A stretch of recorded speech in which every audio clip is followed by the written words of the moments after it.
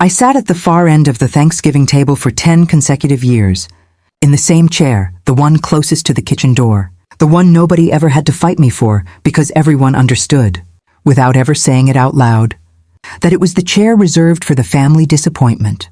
10 years of my uncle raising his glass to toast my cousin's promotions while I got a polite, clipped, and how's the job search going, tossed my way like a scrap under the table. 10 years of my mother introducing my siblings by their titles, doctor, partner, vice president, and introducing me. Simply, as my youngest, he's still figuring things out. Even when I was 31 years old and had figured out plenty, just not the things they were willing to count. And then this past spring, a single newspaper article landed on that same table. And for the first time in a decade, nobody at Thanksgiving said a single word about me being a failure, because they were too busy reading my name in print, under a headline none of them ever expected to see. Stay with me, because what led up to that moment, and what happened in the silence after, is the most satisfying kind of justice there is, the kind you never had to ask for. If you've ever been the one your family quietly gave up on, subscribe right now, because this story is about to feel very personal. I need you to understand the shape of that failure label before I show you how it cracked. Because labels like that don't get assigned in one dramatic moment. They get built, brick by brick, dinner by dinner, over years of small comparisons that feel almost too petty to mention out loud, which is exactly why they're so effective. My older brother became a surgeon. My sister made partner at a law firm by 32. I dropped out of a finance degree in my third year, worked a string of jobs that never quite stuck.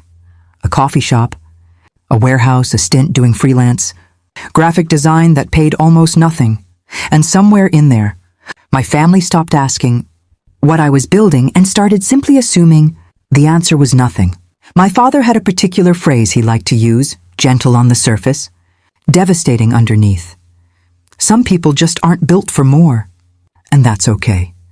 He said it about me, in front of me, at my cousin's engagement party, like it was a kindness, like he was protecting me from the pressure of expectations instead of quietly burying me under the absence of them. I laughed it off that night. I laughed off a lot of things over those 10 years, because the alternative was admitting how much it actually cost me to keep showing up to a family that had already decided who I was before I'd finished becoming anyone at all. Here's what nobody at that table knew, because I never told them, not out of strategy, not out of some grand plan to surprise them later, but because somewhere around year 4 of being called the failure, I stopped believing my family was a safe place to share anything that mattered to me. While they thought I was drifting between meaningless jobs, I had actually found something that lit me up in a way finance never had.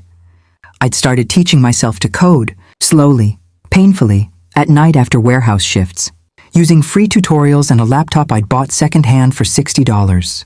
I told myself it was just a hobby. I told myself that for almost 2 years, because admitting it was more than a hobby meant admitting how much. I wanted something my family would probably find a way to dismiss anyway. If you're someone who's ever quietly built something real while the people who were supposed to believe in you were busy writing you off, comment the word building below, because I see you. And this story is for you specifically. And if you want to know exactly how a $60 laptop and a decade of being underestimated turned into the moment my entire family went quiet at a dinner table, stay with me, because we're just getting to the part that matters.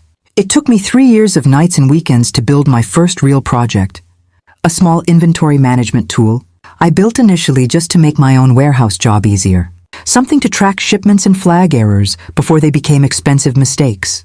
I showed it to my shift supervisor mostly out of nervous pride, expecting nothing.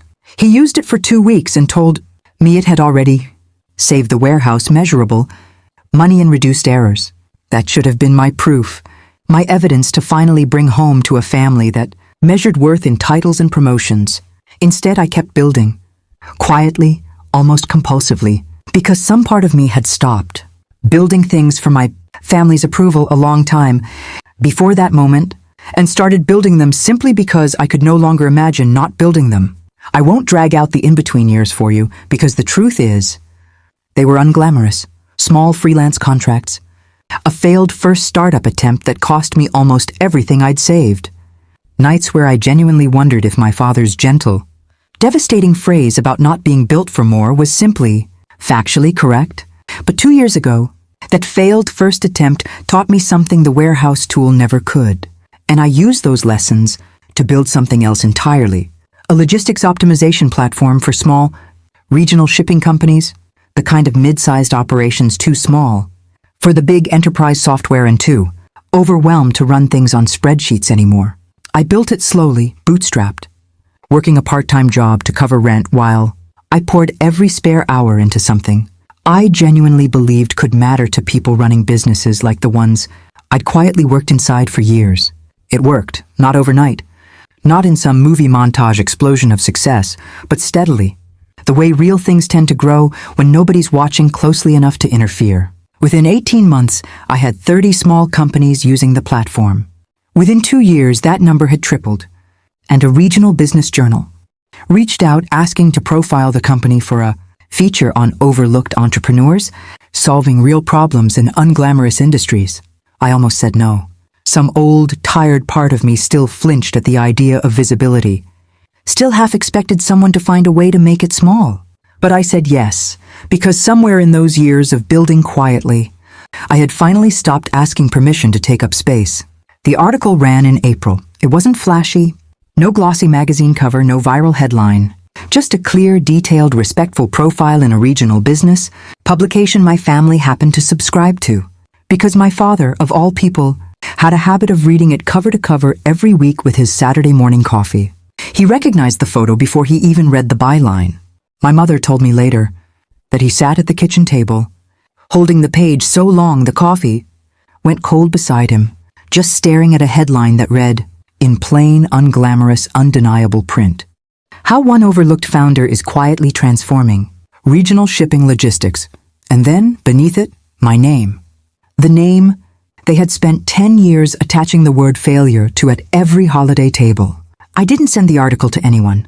I want to be honest with you about that. Because I think the temptation in a story like this is to imagine some triumphant moment of mailing it to the whole family with a pointed note attached. I didn't need to. The article found its own way to that Thanksgiving table 4 months later, carried there silently by my father, who set it down next to the gravy boat without a single word. Like evidence in a trial nobody had officially opened, but everyone suddenly understood was happening. I want you to sit with the silence that followed, because it was the loudest thing I had ever experienced in that dining room. My uncle, who had spent a decade asking pointed questions about my job search, said nothing. My sister, who once corrected someone at a party who introduced me as the one between jobs, read the article twice before setting it down, her face doing something complicated that I genuinely couldn't name. My father finally looked up from his plate and said quietly, almost like it cost him something physical to say it, "Why didn't you tell us any of this?" And I gave him the most honest answer I had, because for 10 years, nobody at this table ever asked. If you felt that line land the way I felt it land that day, comment below with the word asked, because I promise you, that single sentence changed more in my family than any argument or confrontation ever could have.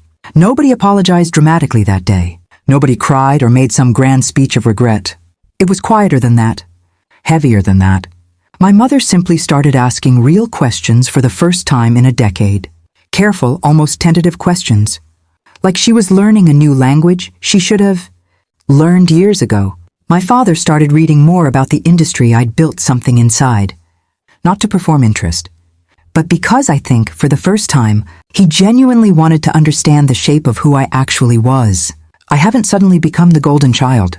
I don't think that's really what I wanted, if I'm honest with myself, because chasing that role was always just chasing a different version of the same trap my siblings had been living in their whole lives. What I wanted, what that article quietly handed me without my even asking for it, was simpler and far more durable than admiration. I wanted to stop being defined by a label that was built before I'd finished becoming anyone, and to finally take the chair at the head of that table, not because someone gave it to me, but because I'd built, brick by quiet brick, in the years nobody was watching, a version of myself too solid for that old label to fit anymore.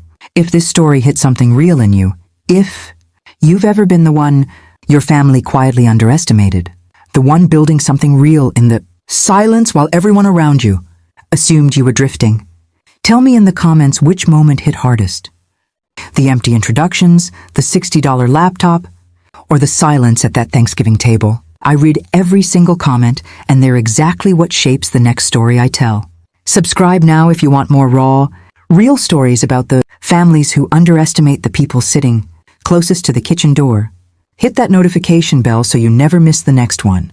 And stay close, because the next story I'm bringing you is even more unforgettable than this one.